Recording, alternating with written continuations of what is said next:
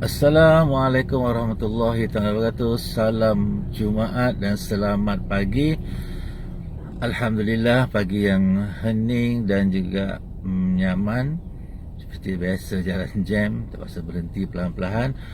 Okey, saya nak menceritakan dua istilah, okey, yang akan membuka pemikiran anda tentang dunia postgraduate di Malaysia khususnya.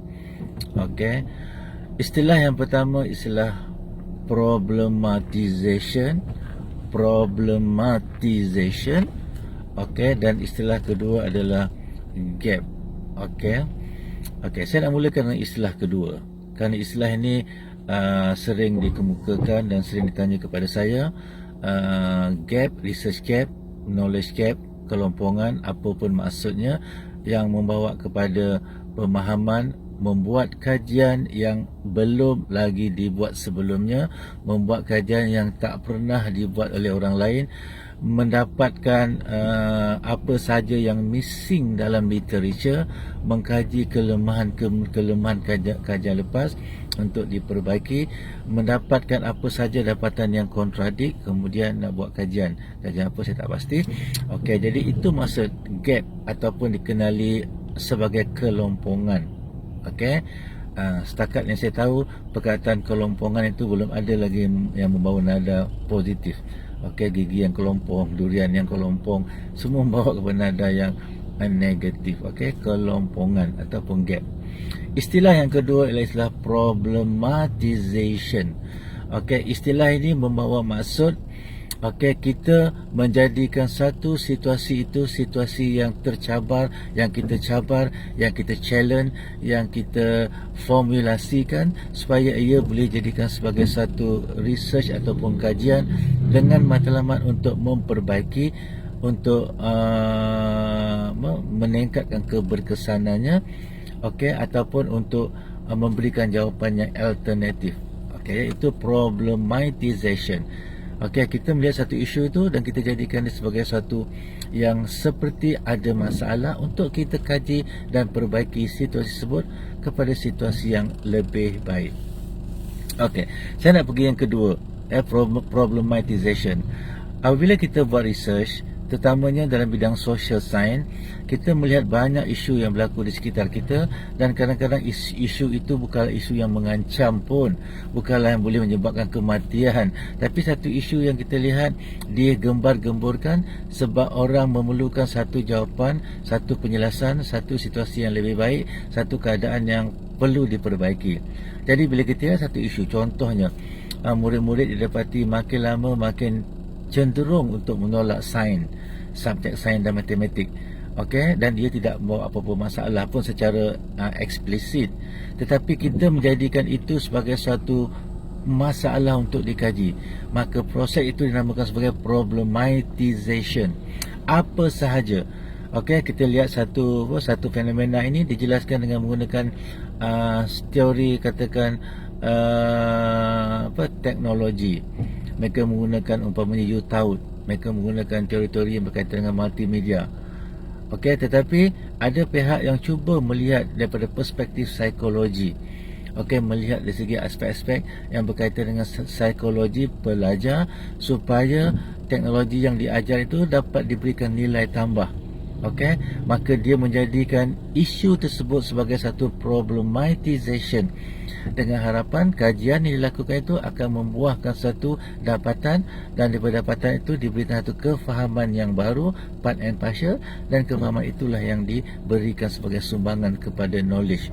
Okey, dan di situ tidak wujud apa dikatakan sebagai gap ataupun kajian yang tidak pernah dilakukan oleh orang lain, kerana ia sesuatu yang hampir mustahil. Okey, manalah nak cari kajian yang tak pernah orang buat, dan kenapa pula kita sibuk nak buat kajian yang orang tak buat, sedangkan banyak kajian yang boleh kita buatkan melalui pendekatan problematization. Okey, jadi timbul isu tulisan-tulisan di barat, ada juga satu dua artikel yang mengatakan to address the gap. Okey, jadi kita kena faham apa yang dimaksudkan to address the gap itu adalah setelah kita ada suatu bidang isu yang kita minat nak lakukan, kita nyatakan dalam problem statement, kita formulasikan dalam bentuk research question, maka itulah proses problematization, dan kita barulah kita membuat rujukan daripada artikel-artikel yang terkini untuk mendapat rasional bahawa ini akhirnya nanti akan memberikan suatu extension kepada apa yang difahami sekarang ini berdasarkan kajian-kajian yang telah dilakukan yang bersifat semasa. Jadi kita cuba nak extend, nak revise, nak expand apa yang telah dilakukan oleh kajian-kajian semasa, bukan kajian-kajian yang 10-15 tahun terlebih dahulu. Okey, kajian-kajian semasa yang menyatakan satu isu tu ditackle kepada satu aspek, tetapi kajian anda cuba hypothesiskan, cuba membuat problematization supaya ia dapat dikaji pada peringkat master dan peringkat PhD, dan dengan itu ia boleh menyumbang kepada knowledge, dan proses itu dikatakan addressing the gap. Okey, dia menyatakan bahawa kita telah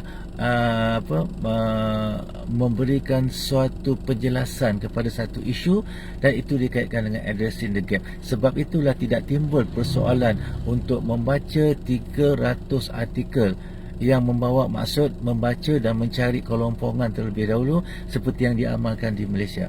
Tidak ada saranan itu di luar negara. Baca sampai 500 artikel terlebih dahulu, ataupun dapat tajuk saja ditanya di manakah gap tajuk itu.